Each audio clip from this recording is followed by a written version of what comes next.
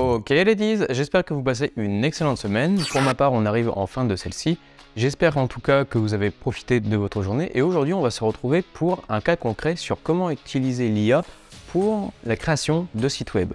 Aujourd'hui, vous le savez, on est beaucoup plus sur l'intelligence artificielle. Ça va être le sujet d'aujourd'hui. On va demander à Francis. En tout cas, n'oublie pas de te prendre un café, un thé. Pose-toi devant la vidéo. Elle va durer à peu près une dizaine de minutes et on va se retrouver juste après le générique. À tout de suite.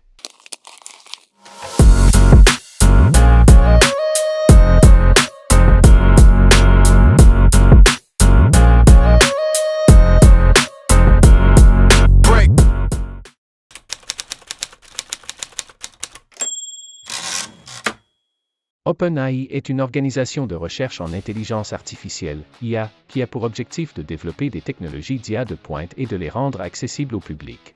OpenAI a été fondée en 2015 par Elon Musk, Sam Altman, Greg Brockman et d'autres personnalités de l'industrie de la technologie. L'entreprise se concentre sur des projets tels que le développement de modèles de traitement du langage naturel tels que GPT-3, la création de systèmes d'IA pour les jeux vidéo et la robotique, ainsi que la recherche sur les questions éthiques et de sécurité liées à l'IA. Il est également connu pour avoir lancé des logiciels et des services tels que OpenAI Gym, un environnement de développement pour l'apprentissage par renforcement, et OpenAI GPT-3 Playground, une plateforme en ligne qui permet aux utilisateurs de tester les capacités de GPT-3.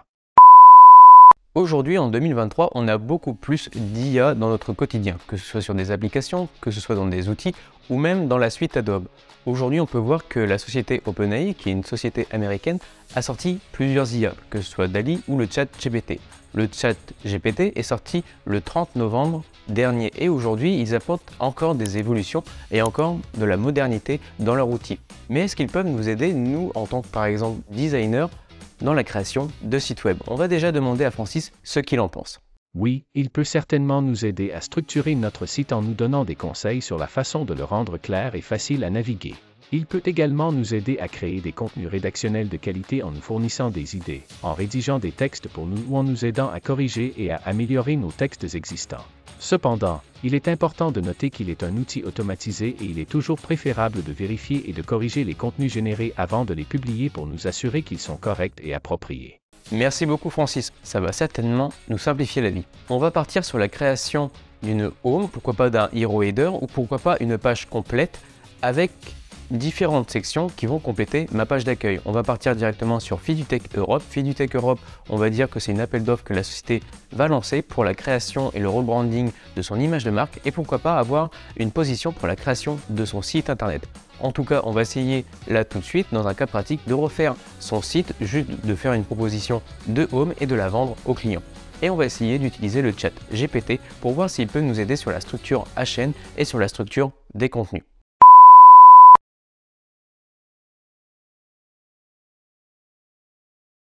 On se retrouve pour le petit tuto. Alors ce qui s'est passé, c'est que j'ai eu un petit problème de caméra, donc là je me retrouve en fait avec une version finale de la home concernant Fidutech et malheureusement je ne vais pas pouvoir récupérer le format vidéo, mais je vais quand même réutiliser le chat GPT pour vous montrer comment on peut l'utiliser justement pour du web. Là on peut voir que j'ai deux prototypes, c'est-à-dire un hero header qui est la ligne de flottaison, la première vue que quand on va se connecter sur le site. Et juste en dessous, j'ai la déclinaison de tous mes contenus concernant la home. J'ai utilisé principalement le chat GPT pour la rédaction de mes sections. Alors, on va essayer justement de reprendre plus ou moins la structure que j'ai pu faire pour mes recherches sur le chat GPT. C'est assez simple, il faut comprendre que le chat GPT fonctionne comme un enfant et votre première recherche sera nécessaire pour l'évolution prochaine des informations qu'il va vous donner. Principalement, je vais lui demander par exemple, tu peux me donner une arborescence ou une ergonomie de site d'expert comptable. Ce que je demande au chat GPT est tout simplement une arborescence d'un site vitrine d'expert comptable pour une société qui s'appelle Fidutech. On peut voir que l'arborescence est quand même générique, ce qui quand même peut donner une certaine base dans vos recherches. Donc là, on va essayer justement de repartir sur cette base et de lui demander, peux-tu me faire une structure HN pour une home pour le site d'un expert comptable. Donc là, on peut voir qu'il m'a donné une structure HN assez basique pour un site d'expert comptable. Mais on va essayer de lui demander d'être un peu plus précis et un peu plus original. C'est quand même intéressant à voir qu'en fonction des recherches en amont que vous avez pu faire, il va pouvoir retravailler la matière que vous lui avez donnée et il va pouvoir la retransformer par exemple en fonction des questions et des demandes que vous allez lui faire par la suite. Là par exemple, je lui ai demandé de me rédiger des titres pour le SEO et il a donné un peu plus de précision sur les titres par rapport à mes H1 et mes H2. Donc là par exemple sur les premières recherches, on peut voir qu'il aurait pu me donner pourquoi pas une arborescence de site vitrine, pourquoi pas avec un 5 pages, avec une page d'accueil, à propos, les services, l'actualité et contact. Et sur cette base, je lui ai demandé justement de me faire une structure HN, donc une structure de site pour la page d'accueil. Et là il m'a sorti mon H1, bienvenue chez Fidutech Europe, votre expert comptable. Et derrière il a pu me sortir les services, à propos de nous, l'actualité et nous contacter. Mais je trouvais que c'était pas forcément original, donc je lui ai demandé justement de préciser un petit peu plus concernant le SEO et justement d'appuyer sur l'expertise comptable. Et là il a pu me sortir quand même pas mal d'informations sur les titres conseils en gestion d'entreprise par des experts comptables chez Fidutech. Je trouve ça intéressant, mais je me demande si on peut aller un tout petit peu plus loin concernant la création des contenus. Donc on le sait tous, le chat GPT a été créé par OpenAI. Il peut par exemple faire des descriptions de produits, mais il peut également faire de la description de contenu pour des sites e-commerce ou pour des sites vitrines. Et c'est ce qu'on va lui demander. Si par exemple, comme ici, je me suis trompé, vous pouvez justement arrêter l'IA. Si on reprend par exemple le chat GPT, avant on devait attendre justement la fin de celui-ci pour lui faire une première ou une nouvelle demande. Et là tout simplement, je me suis arrêté et je vais lui redemander justement de me faire la structure de mes contenus à partir de ma structure HN. En attendant que l'IA génère votre texte, on peut retourner sur la maquette et on peut voir que j'avais travaillé sur 12 colonnes. Si par exemple je le mets en mode live et avec un width, on peut voir que j'avais mis quelques informations sur les chiffres, sur une collaboration, les services, pourquoi pas un système de partenariat avec le logo des sociétés, pourquoi pas les missions et l'accompagnement qu'ils ont pu faire sur certains projets, les témoignages clients qui ont collaboré avec eux et pourquoi pas une newsletter justement pour avoir pourquoi pas des petites astuces sur la fiscalité. Et principalement, l'arborescence qui était sortie était principalement générée par l'IA. Aujourd'hui, on était plus sur un appel d'offres, sur la création d'une home que l'on voudrait vendre auprès de notre client. Donc là, aujourd'hui, on parlait principalement d'un rebranding, c'est-à-dire une nouvelle image de marque et pourquoi pas la création d'un site vitrine. On retourne sur l'IA et on peut voir qu'il a pu justement pendant ce temps me générer tous les contenus. Alors, on va principalement créer un wireframe. Là, par exemple, j'étais parti sur une grille de 12 colonnes. Vous avez juste, pourquoi pas, à recréer votre frame. Donc moi, généralement, je travaille sur 1920 par 1080. Donc ça, c'est principalement pour la hauteur de mon hero header. Ou sinon, vous pouvez agrandir, par exemple, votre frame pour mettre beaucoup plus de contenu dedans. Si vous regardez mes calques, vous verrez que c'est juste un prototypage et qu'il n'y a pas eu de style guide de poser pour le moment, d'où le fait que tous les calques soient quand même aléatoires. Si vous voulez ranger, c'est assez facile, vous avez juste à faire une sélection, faire un clic droit et grouper et vous allez voir que justement vous allez pouvoir changer le nom de votre calque et ça ira beaucoup plus vite justement pour ranger toutes vos sections. J'ai travaillé sur ma frame, on va dire qu'il s'agit tout simplement d'un wireframe un tout petit peu plus poussé parce que je vais mettre directement tous mes contenus.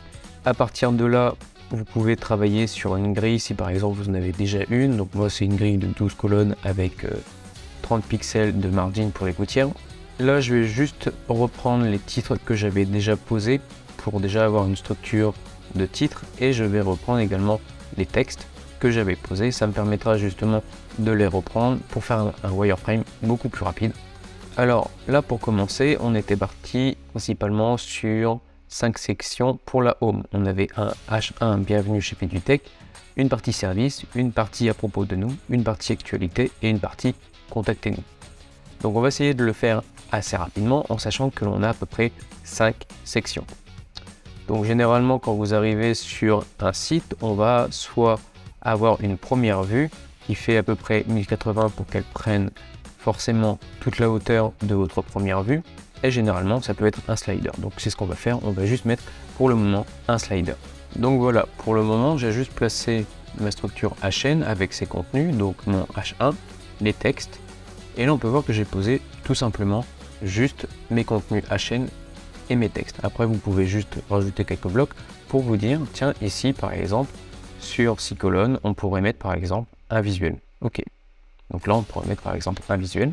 À propos de vous, pareil, vous pouvez avoir, par exemple, une photo ou un visuel qui pourrait accompagner votre texte. Concernant l'actualité, généralement, on se retrouve avec 3 ou 4 visuels de contenu. Donc ça peut être des blocs que l'on va mettre principalement soit sur 4, soit sur 3 colonnes. Là, je vais en mettre simplement 3 qui seront suffisants. Sur la partie nous contacter, ça peut être soit en dessous un bouton de redirection, soit on peut avoir un formulaire de contact. Là, j'ai juste envie, par exemple, de faire un bloc avec dedans, pourquoi pas, un bouton de redirection qui renvoie au formulaire de contact et qui serait juste en dessous de l'actualité. Et juste en dessous, on pourrait se retrouver principalement avec le footer. Donc, comme vous pouvez le voir, j'ai juste créé quelques sections et en replaçant directement mes visuels en niveau de grille, donc là pour l'instant j'ai juste mis des blocs, mais je pourrais mettre des visuels par la suite, ça me permet justement d'avoir une structure assez rapide de ma home.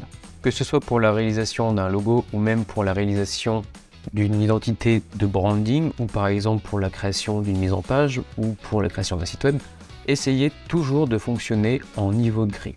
Pourquoi? Parce que généralement, que ce soit pour un logo, que ce soit par exemple pour un branding, une fois que vous avez posé justement tous vos contenus, vous pouvez justement vous améliorer pour agrémenter votre contenu avec la charte graphique de votre client. Et c'est beaucoup plus simple pour vous de travailler. Donc voilà, une fois que vous avez fait par exemple votre wireframe avec pourquoi pas du contenu récupéré du chat GPT, vous pouvez vous amuser justement à créer vos blocs en niveau de grille pour que ça vous facilite la vie. Et derrière, vous pourrez justement par la suite agrémenter avec la charte de votre client. Et si par exemple vous voulez le vendre auprès de votre client, vous pouvez utiliser l'outil Loom. Ça vous permet justement de filmer votre écran et pourquoi pas d'envoyer juste avec un lien de redirection la vidéo à votre client pour lui proposer pourquoi pas un wireframe en mode live. C'est-à-dire que vous cliquez sur votre maquette, vous allez en mode live. Si par exemple vous avez d'idées d'interaction par rapport à la maquette, vous pouvez faire du prototypage. Là par exemple, je vais juste mettre quelque chose de simple au niveau du prototype. Je vais juste prendre justement le menu que je vais placer en fixe. Et une fois que vous avez mis en fixe justement votre menu, vous avez juste à retourner sur le mode live, à utiliser l'outil Loom pour filmer votre écran. Et puis après, vous pouvez lui montrer pourquoi pas un prototypage en direct. Donc voilà, il n'y a rien d'exceptionnel, c'est juste un prototypage de wireframe avec des textes repris de l'outil ChatGPT et ça peut vous prendre quelques minutes. Comme vous avez pu le voir, le ChatGPT est quand même assez intéressant si par exemple vous souhaitez faire de la description de produits ou si par exemple vous souhaitez par exemple créer une maquette rapidement et ne pas utiliser du lorem ipsum. Là ça permet justement d'avoir pourquoi pas du contenu à présenter à votre client et surtout d'avoir beaucoup plus de matière à présenter lors de votre présentation. Il peut vous servir et être force de vente et derrière vous pouvez justement agrémenter votre maquette pour la vendre auprès de votre client. Donc voilà les ladies, j'espère que vous avez apprécié la vidéo. N'hésitez pas à vous abonner à la chaîne YouTube, ça fait toujours plaisir. Laissez un message en bas de celle-ci, je reviendrai vers vous avec de nouveaux sujets et pourquoi pas avec de nouvelles évolutions de l'IA. On verra ça la prochaine fois. Mais en tout cas, tout ce que tu entreprends dans ta vie privée ou professionnelle, fais-le avec le sourire et amuse-toi. La créativité, c'est l'intelligence qui s'amuse. Alors qu'est-ce que vous attendez? Amusez-vous. Ciao!